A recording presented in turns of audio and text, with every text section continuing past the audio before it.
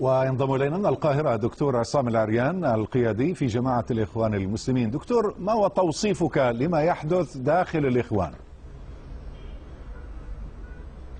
بسم الله الرحمن الرحيم. أعتقد أنه وصف أزمة يليق بهذه الأحداث.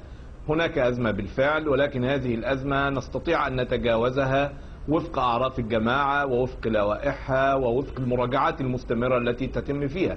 يمكن أن نصف أيضا أن هناك خلاف في وجهات النظر. هذا الخلاف ساعد التصعيد الإعلامي على تأجيجه أكثر وأكثر، وهناك خلاف في رؤى مختلفة حول تفسيرات في اللوائح وحول الأدوار التي يجب أن يقوم بها كل صاحب موقع في الجماعة، سواء كان المرشد أو نائبه الأول أو الأمين العام أو المكتب الإرشاد كهيئة تأسيسية. ولكن أنا أعتقد أنه خلال الساعات أو الأيام المقبلة عندما تعلن نتائج الانتخابات ستكون العواصف التي صاحبت هذه الأيام الماضية قد هدأت، ونستطيع بعد ذلك أن نمضي قدما في مسيرة الإخوان، وأن يكون هناك مراجعة شاملة. هل تقصد هنا يا دكتور إعادة هذه الانتخابات؟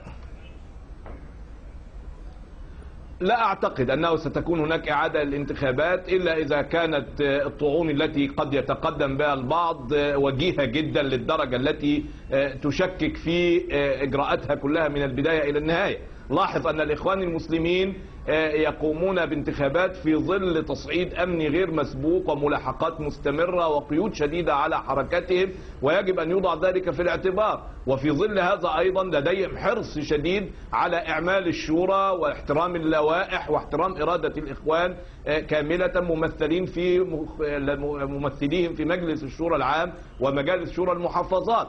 هذه الأيام الأخيرة كشفت عن عوار في بعض اللوائح وعن عوار يصيب بعض النفوس أيضا وعلاقات متأزمة. ولكن أنا أعتقد أن الإخوان على مدار تاريخها الطويل مرت بأزمات أشد من هذا بكثير جدا، ومرت بمحن أصعب من هذا بكثير جدا، وأثبتت طوال تاريخها أنها قد تتعرض لأزمات ولكنها تخرج منها بعافية أكثر. طيب هذه الأزمة دكتور، هذه الأزمة وصفتها بأنها هي مجرد وجهات نظر وخلاف حول وجهات نظر، والبعض يقول لا، هي خلاف حول خطاب جماعة الإخوان المسلمين. إذا كان الأمر كذلك، ألا يطرح الحاجة الآن لإعداد خطاب يتطلب أن يأخذ بالاعتبار ربما المعطيات الجديدة، خاصة وأن هناك يعني انتخابات برلمانية، ويقال بأن الإخوان يعني حظوظهم ليست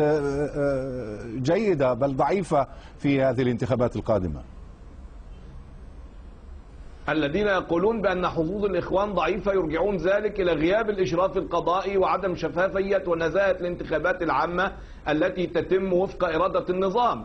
وبعد التعديلات الدستورية الأخيرة لا يوجد هناك ثقة في أي انتخابات عامة، لكن الإخوان المسلمون حظوظهم في الشارع قوية وثقة الناس بهم عالية، قد تهتز أحيانا، ولكن سرعان ما نسترد هذه الثقة باستعادة روح الأخوة بين الإخوان واستعادة لحمة الصف بين الإخوان، وإثبات أن الشورى هي الآلية المعتمدة لدى الإخوان، وأن هناك قدرة على المراجعة والتصحيح إذا كانت هناك أخطاء أو مشاكل تمت الإشارة إليها. وأعتقد أن لا يوجد أحد فوق النقد ولا يوجد أحد فوق الحساب، ويكفي الإخوان الآن أن مرشدهم العام أرسى قاعدة في تاريخ الإخوان وفي تاريخ مصر السياسي الحديث غير مسبوقة، وهي أنه لا يريد أن يجدد لنفسه ولاية ثانية رغم إلحاح الجميع عليه بالتجديد. وهو بذلك هذه هي النقطة التي بدأت معها الأزمة، وهي النقطة التي بدأت معها تدور مع هذه العواصف. ولكن هذا يرسي قاعدة لدى الإخوان أنه ليس لدينا مقدس، وليس لدينا كما يدعي البعض مرشد يأمر فيطاع وهناك مكتب إرشاد يمكن أن يخالفه، هناك خلاف يمكن أن يدب داخل مكتب الإرشاد. يجب أن تحسمه روح الأخوة والحب واستعادة ثقة الصف، يجب أن تكون بهذا، ليس باللوائح وحدها أو بالانتخابات وحدها تحسم الخلافات، ولكن بالحب والأخوة والصدق مع النفس والصدق الصورة وضحت الآن وتعالى. أعتقد أن هذا هو الأساس.